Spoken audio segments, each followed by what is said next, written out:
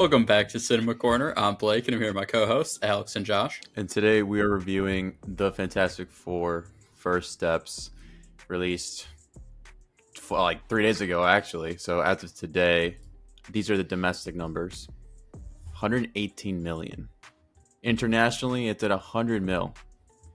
Worldwide, it's at 218 million. So that's the box office for it. And I don't think it was that big of a budget. So it's already reached. Let's see, it was 220 was the budget for the film, and it's at 218. But this is without marketing, so let's not. I was gonna say marketing, you got to double the budget. So. It's at $1 billion for a budget, right? Yeah. That's wild. Wow, that is. I did not realize it got that high of an opening weekend. That's pretty insane. Good for Marvel. A lot riding on this movie. I would assume, as we've already seen some downfalls of Marvel. But anyways, yeah, like Alex said, the Fantastic Four First Steps review. As always, this is our full thoughts on the movie. So clearly, we've seen the movie. If you're watching this, you've seen the movie. We don't need to go into a whole breakdown. We know what the movie's about. That being said, Alex, thoughts? Well, I guess but before we even get into those thoughts, just because I didn't have them pulled up, the Rotten Tomatoes score is at 87%, and the audience score is at 93% as of this moment, which is July 28th. So yeah, it was pretty well reviewed in terms of pretty fantastic, I would say. Yeah, it's pretty fantastic. Yeah, that'd be the perfect word for it. I feel like the only way to start is for Josh to give us a quick recap of the entire movie, just as a fresh reminder for everybody. So Josh, if you could give us a real quick rundown of the whole movie. Okay, yeah, will do.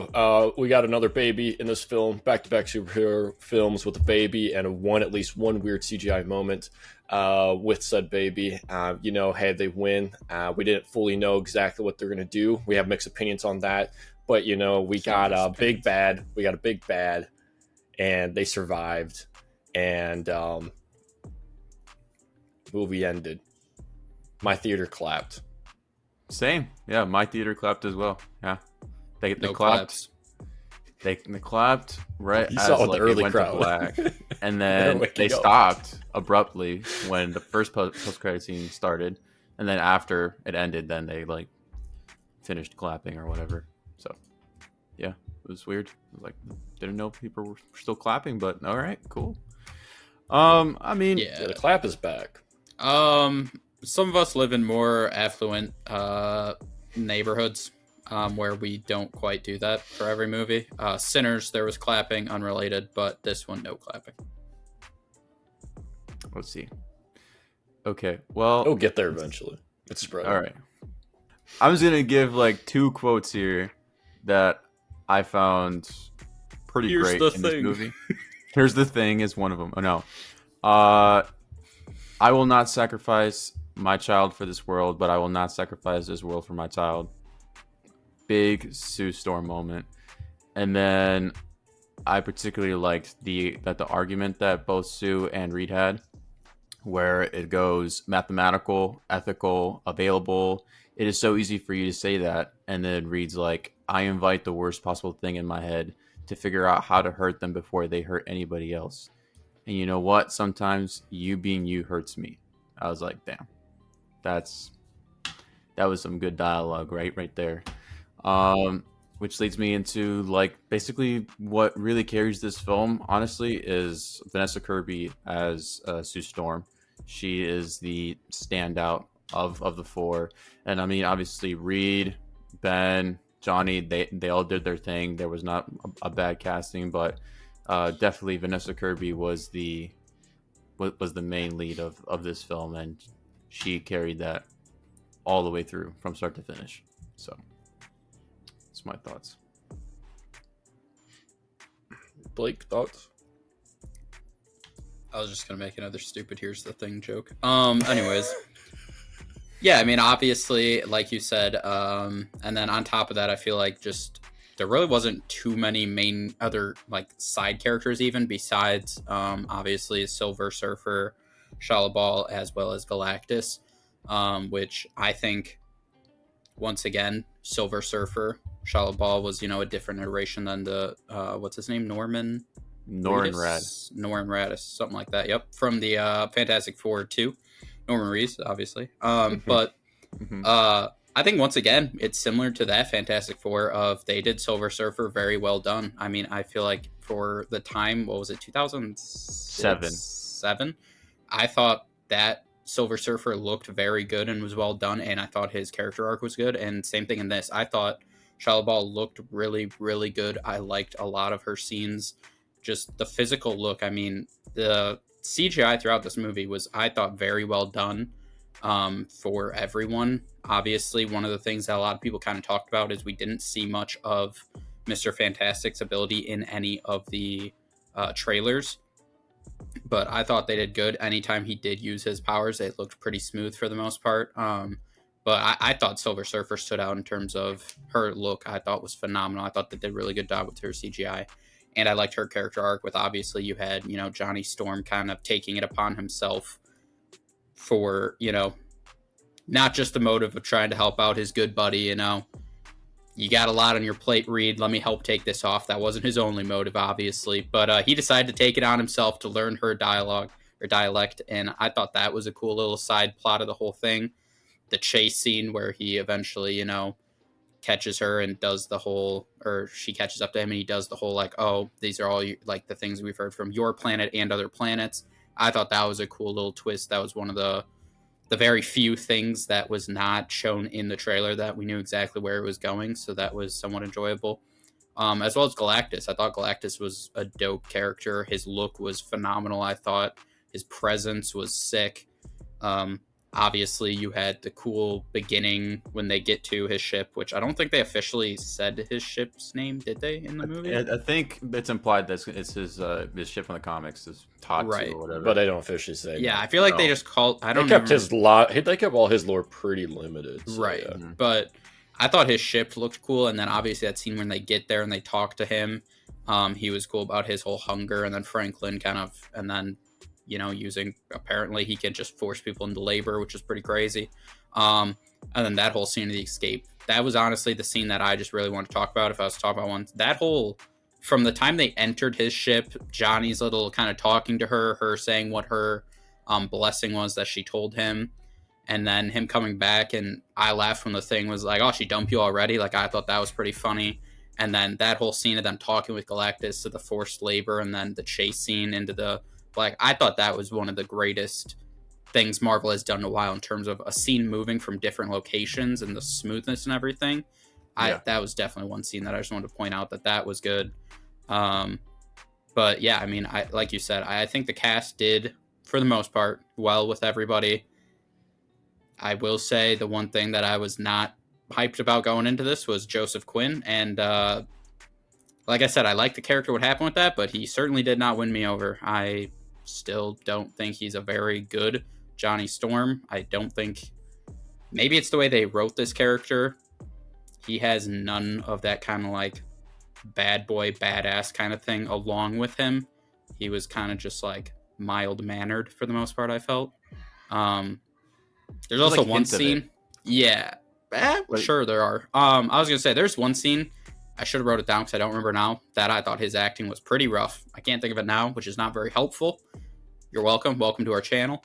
But there was one scene where he was rough, I thought. And he was definitely, for me, of the Fantastic Four, he was the one that I was like, I was most skeptical.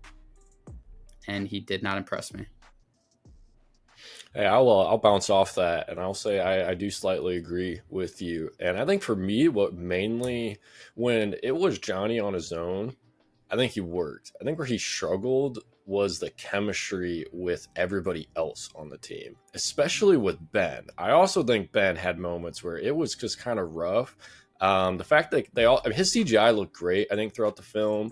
I think you really can't hinder and just say bad things about any of the CGI in this film, except when sometimes it just came with Ben, just because I don't know what happened with it. He would look great, but they didn't mesh it well with the environment. And I know what I mentioned about the weird CGI baby. It's a real baby. It just looks CGI because Ben is fully CGI. and he just doesn't go well with the environment sometimes. But really, The compositing. yeah, like my issue with Johnny was almost majority of the time his scenes with Ben, because they just didn't have the timing right. Sometimes it's off, but I loved some of the scenes. The moment where literally Sue is saying, "Go fucking kill her," and he's like, "Yep, yo, for real." I thought that was kind of funny. And then, of course, you already mentioned his great parts of the fact he actually, hey, this dude is smart, not just a dumbass, and actually had some fun scenes with that. But yeah, I gotta say, I hate to say this part though, I gotta give him props. Pedro Pascal, I keep doubting this man, but he keeps surprising me, and I think he did a good job as Reed Richards. I enjoyed the Reed that we got in this film. I think he did a good job kind of representing that this dude is just a fucking little nerdy dork, and he has a lot of those moments where he struggles with communicating properly. I also felt like Reed and Sue were actually powerful in this film. We actually see Reed try to solve things using his brain that actually worked, and they pull off some crazy feats. I love that the fact that the team just immediately went straight to action with everything. I mean, going straight to space to meet Galactus, knowing well that multiple planets has lost to him already, and they just went straight to him. So yeah, just us four. So I think it was fun. I think that's definitely the strength, was this Fantastic Four team felt like the strongest Fantastic Four we've got out of the two movies that's happened. Well, three, you should say. I think that made it fun. And I do wonder how Galactus fans are doing, because he looked awesome. I think this was the best CGI for like a big villain that we've had since like the golden era of the early, like the late 2000s or 2010s. He looked awesome, especially his scene with the Statue of Liberty, and just looking at he just looked phenomenal throughout the film. He was so cool. But this man always loses. He's definitely kind of just treated like he's almost just like a natural storm, like a hurricane in the real world, where you kind of just deal with it. You just survive, you just survive him. I know you can't really ever defeat him, but he really doesn't win in any iteration we've ever seen him in anything besides the comics itself. But even in video games, this dude always loses, and it's always the same way too, which is kind of funny. Always just teleporting away. So I'm curious if you're a diehard like Galactus fan, maybe you feel slighted in this film. Who knows? Is that a thing though? I think there should be. There's probably is. But for me, I will say that I didn't mind that he didn't win.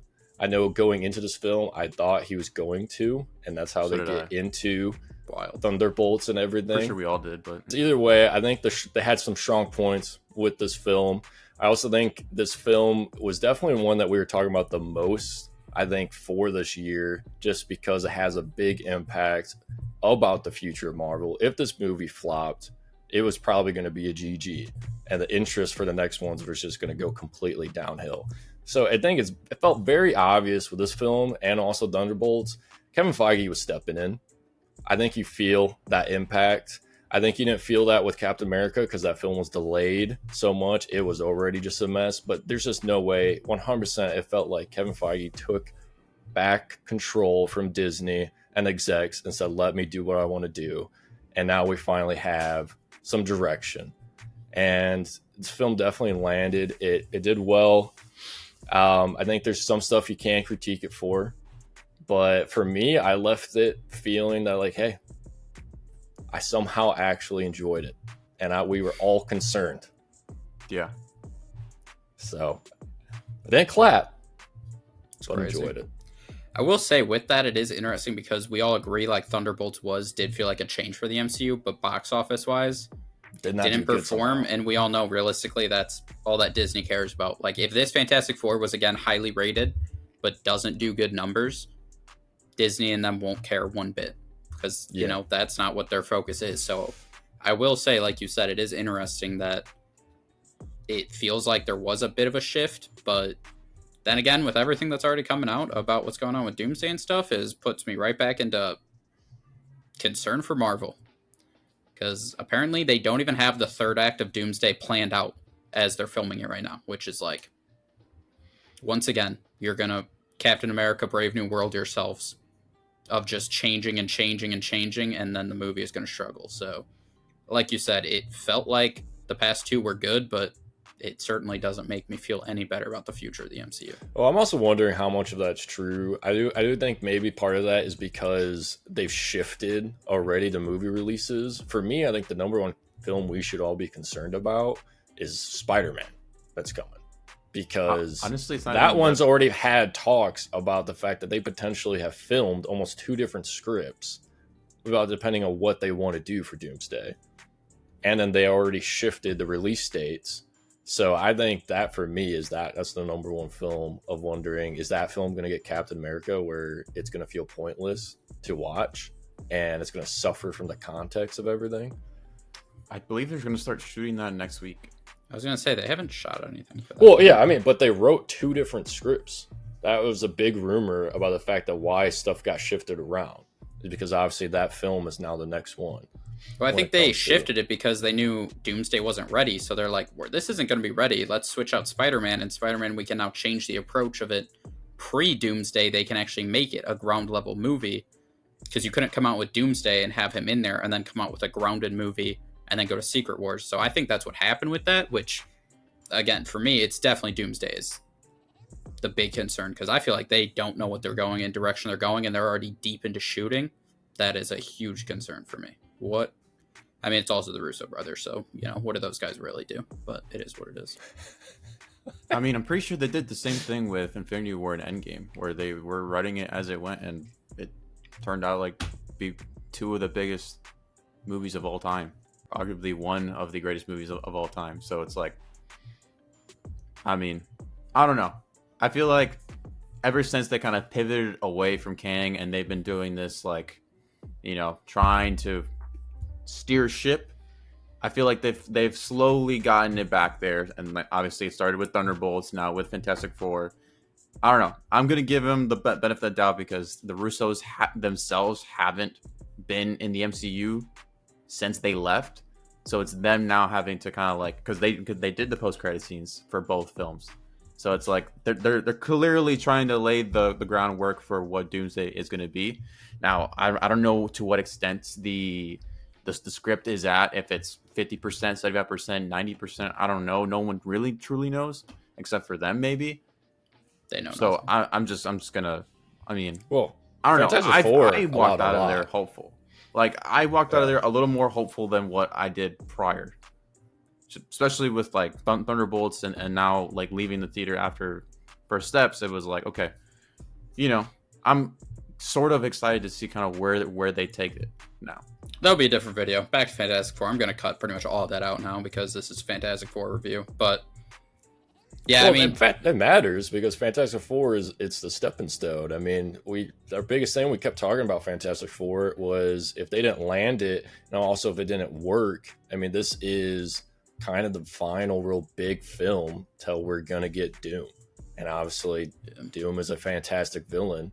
So I think before you keep going, I mean, my also kind of final win for this film is it didn't set anything in stone for the next films. It left multiple doors open. Obviously, already we got hints about the fact that Doom is from their Earth. But we saw his empty seat, and also a lot of stuff that Reed Richards was researching could lead into the fact that maybe Doom actually beat him to the multiversal travel, and the portals and all that before Reed could even get into that. Additionally, they also kind of, with the aesthetics and the sounds and also the prop designs, when Doom, it's kind of sounded like a TVA portal. It could be a bit of a stretch, but when he entered, it did have a sound play. I know other people have kind of mentioned it on TikTok, so that could be okay. Are they going to try to do something where maybe it was Doom after all? Are they going to try to address Kang at all, or are we just going to ignore it? Additionally, the computers are also the same props from the TVA, exactly. Same with like the projectors we see in Loki when we first get introduced to the technology of him showing a recap of his life. You see those computers in the Fantastic Four tower. Who knows? It could just be maybe Marvel was broken. They were just reusing props, or it could mean something. Either way, they left a ton of doors open. and also not showing Robert Downey Jr.'s face at the end. I think we all can appreciate that because we want that shell shock for when the movie actually comes out. You mean the left doors trailers open before it comes out where we're going to see him? Yeah, everywhere. He's gonna have even his own like Subway ads. Makes sense, bro. One final thing for first steps that I gotta give it props for is obviously this is set in a whole different universe, so there's no like the MCU of it all is not holding it back. So obviously it's just Fantastic Four. There's no other heroes. It's them and their rogues gallery. It's set in like a retro futuristic 1960s. So you get that different vibe. It looks more vibrant. It doesn't feel like a generic MCU movie. And I thought that they did that really well. Like you said, the visual effects was spectacular.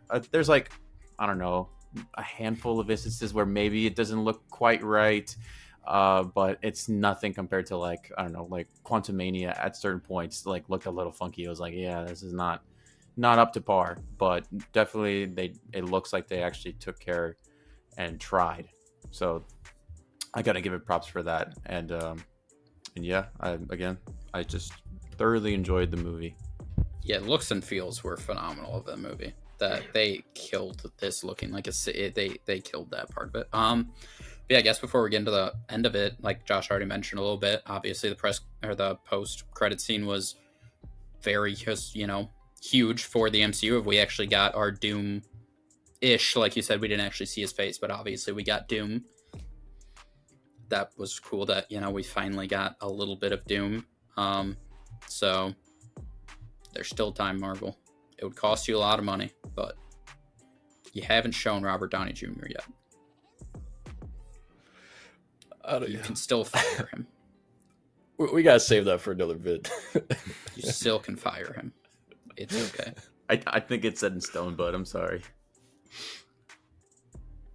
It's set in stone. It's just a really expensive misdirect, guys. Yeah. That's fine. Really expensive. Who knows? Maybe they inflated all those numbers to really make you locked in, thinking it's Robert Downey Jr. They're not even paying him all that money. Sure, yeah. Maybe it's just a favor they pulled.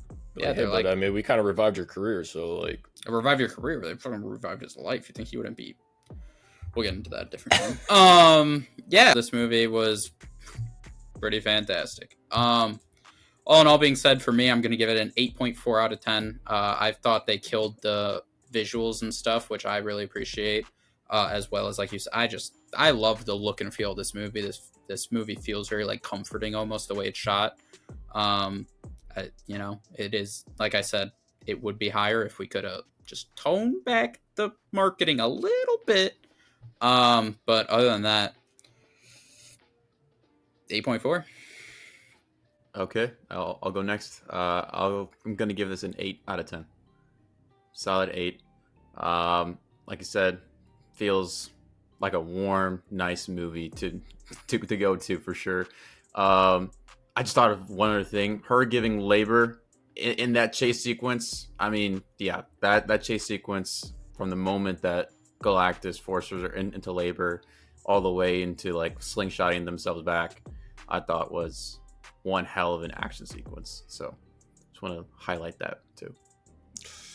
All right, I'm the hater of this movie, I guess. My rating is a 6.8 out of 10. I think it was fun, chill, but I just did not like Ben almost at all. And his interactions with Johnny kind of took me out of the film too many times. Also, the pacing was pretty fast. We didn't really talk a lot of bad things about this, but this movie felt fast. A lot of stuff happened real quick. It also seems like we keep seeing more and more about them talking about the movie. It also that they cut a lot out, and maybe that would have helped it better, but almost every kind of storyline for the character developments were rushed, and really the only thing I kind of left out of this was I loved Sue and Reed, but a lot of the rest of the characters I didn't care for. Movies at minimum of 7.5 if it involves Paul Walter Hauser, who could have used more screen time. That's the only negative of that movie. Oh man. Whoa, Shut Underminer. It's the Underminer, bro. Come on, we all know. But other than that, that's going to do it for our Fantastic Four First Steps review. As always, let us know down in the comments what your thoughts are. Like the video, subscribe to the channel. See you guys in the next one.